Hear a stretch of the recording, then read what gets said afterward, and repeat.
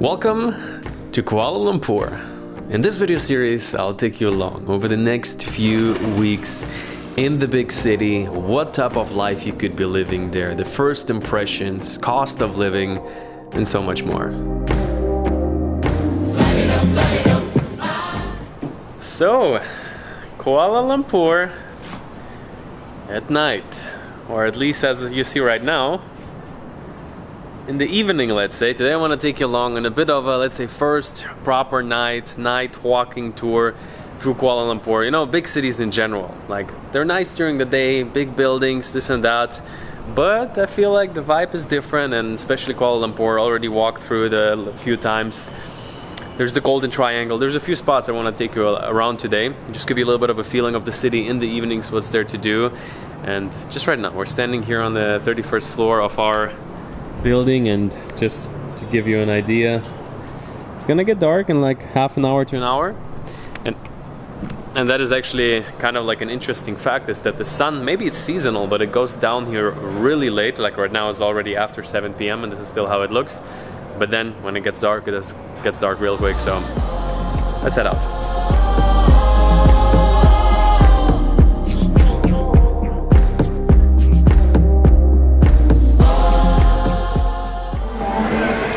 Okay, so coming out on the street right now. I think this street is called Bukit, Changkat, something like that. So in the Bukit Bintang area, it's kind of like the lifestyle district. You have this huge mall we're going to be heading to. But this road is actually right next to where we're staying. I have to say, like, you have mixed feelings, as we like to say, about the street, right? Yeah. Generally not a fan of these bar streets, but I have to say they're a little bit nicer than they usually are. Like super busy, lots of bars, lots of alcohol, but still kind of like nice ambience. You have some nice cafes. Compared to other countries or other cities, this is probably the best already, because it's very clean. People look very sophisticated. There's no extra service, you know. No extra services around here? Well, I'm sure some people will be bummed out, and who knows, maybe they do hide them somewhere. Alright, gonna probably get canceled for these comments, but it is what it is, guys. No, pretty nice vibe. You have also, again, people from all over the world, kind of like proper KL style. I'm just looking around me a little bit. And yeah, so have some bars, they look kind of like traditionally, kind of like stuff you would expect in Thailand and Bukit and Patong. But then other places, fairly nice. So I like it. Quick word from the channel's video sponsor, SafetyWing. Right now, many countries, if you want to travel to them, require you to have a travel medical insurance, and SafetyWing for me always have been an easy solution. You just go on a website, you type in your information, and within a few minutes you're insured. You get the certificate where all the data is on there, so if they ask you in the airport, you can quickly and clearly present it to them. So I'll leave the link in the description. So we wandered into, I think this is one of the most famous food streets, probably in all of Indonesia, definitely in Kuala Lumpur. Indonesia. Wrong country, Malaysia. Just all the kind of like Indonesian style food around us, you know. Yeah. So that is kind of like the thing that I noticed. After spending quite a lot of time in Indonesia, I understand a lot of different dishes, words even. And this is the Jalan Alor street. So from looking around, it feels like a little bit more expensive than the regular pricing, but probably that is due to the fact that it's kind of like one of the most famous food streets. But the choice is absolutely like insane. There are so many different stalls left and right. I think this is kind of like really what people like enjoy when they come to like Southeast Asia. You know, it hits this type of vibe. You know, street food left much better than when we were here last time. Yeah, there's also tons of Chinese food as well, from different provinces, different cuisine. When a city, you know, when the vibe kind of like gets you into a good mood, that's, you know, kind of like lifestyle design. You go to places where you feel a little bit more alive, and I smell durian everywhere. It's like, you know, it's a durian season. Yeah, it is. Yeah, it is. Every 10-15 steps there's a strong durian smell on it. Let's get a juice. Yeah. What are we gonna get? What do you want? How much? 5 ringgit. 5? Yeah. 5 ringgit? Yeah. That's solid. $1. Thailand price. Nice. Which one do you want? Okay, in my opinion, a little bit the heart of the nightlife, in the sense of just walking around different streets. This is the Golden Triangle, or at least in English they like to refer to it like that. And what it is pretty much is kind of like a street intersection. I mean, you already see by the lights, it's kind of like a pretty vibrant place. How do you feel about it? Super nice, and also this building, Walla Hotel, reminds me of a lot of like buildings in America, New York, stuff like that. Yeah, I think it's a fairly new hotel. We considered staying there.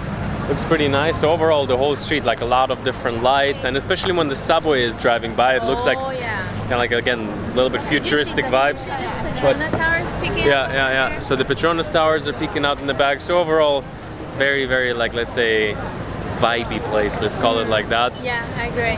Passing through, we're going to the Pavilion Mall. I think in the first impression video I've already showed you.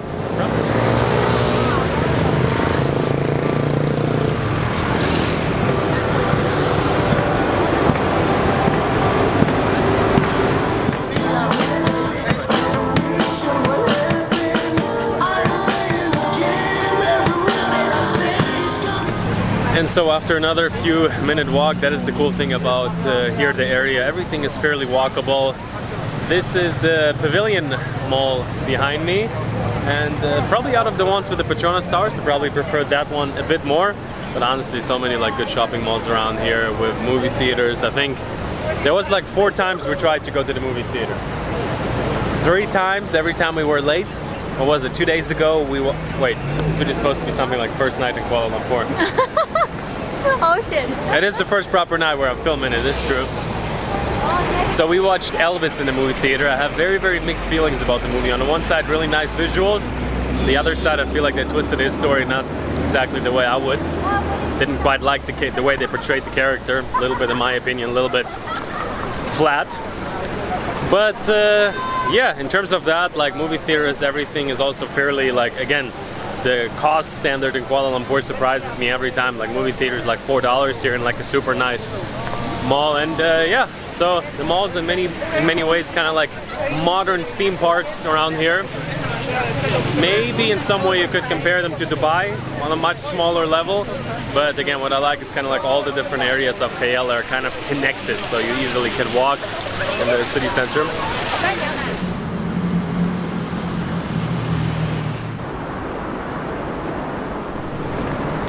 Okay, walking down the street a little bit. Oh, look at that, tourist bus. Nice and full. I would do an evening tour like that. So overall, this is probably my main favorite walking part. We're walking from the Pavilions Mall to the Petronas Towers just to kind of like get a little bit of a view in the evening. I would say it definitely must be worth it because these buses, they just don't stop driving by. And I think it's for free.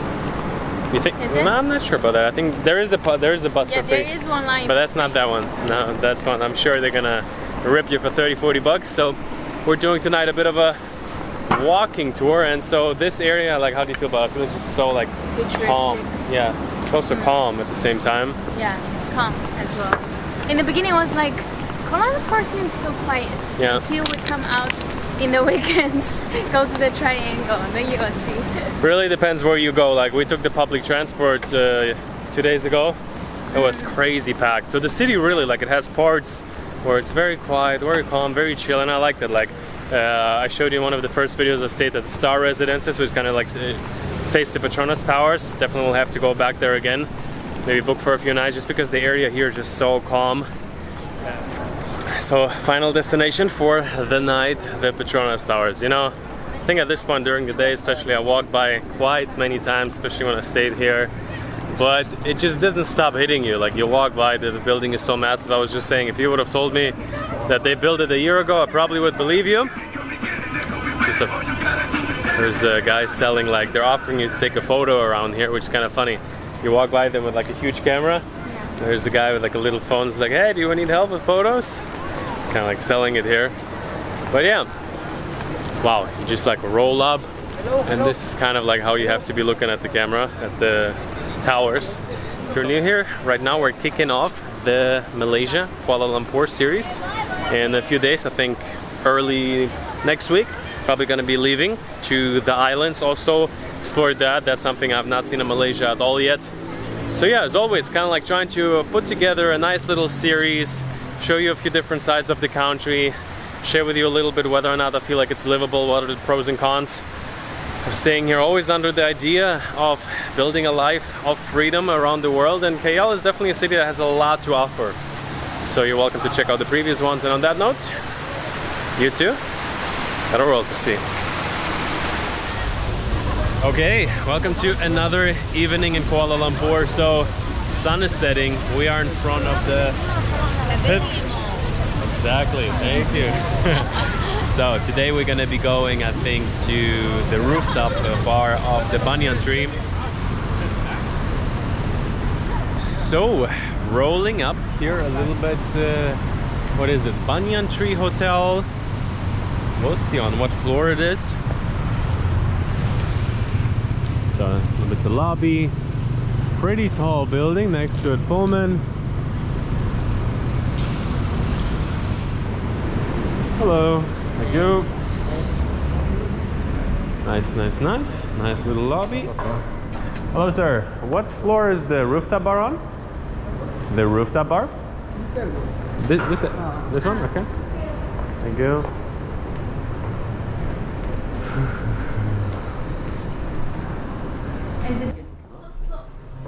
Ooh, so coming in here. Hello, how are you? For the bar, yeah? Thank you.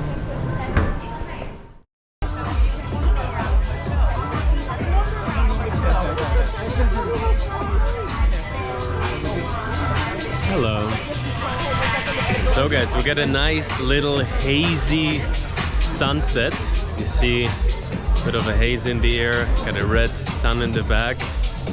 So yeah, pretty, let's say, filled up rooftop. I wouldn't say overfilled, but yeah, definitely you get quite a different perspective from up here. So we're looking at the Petronas Towers. This, if you have been watching previous videos, is the Tropicana building with this sick pool. You know, for the longest time I wanted to try to stay at this building over there because of the pool on top. But then when I found an apartment, I saw that the pool is closed. And I was like, all right, not gonna be doing that. Wow, and I would say this hotel is a very good opportunity a little bit to see just the size and, let's say, the relatively speaking, how huge the Merdeka is to anything else. We have a wide angle going, the TV tower is much closer actually, and in the back you just see all these humongous buildings just look like little, I mean, I don't even know, like little Tic Tacs compared to this huge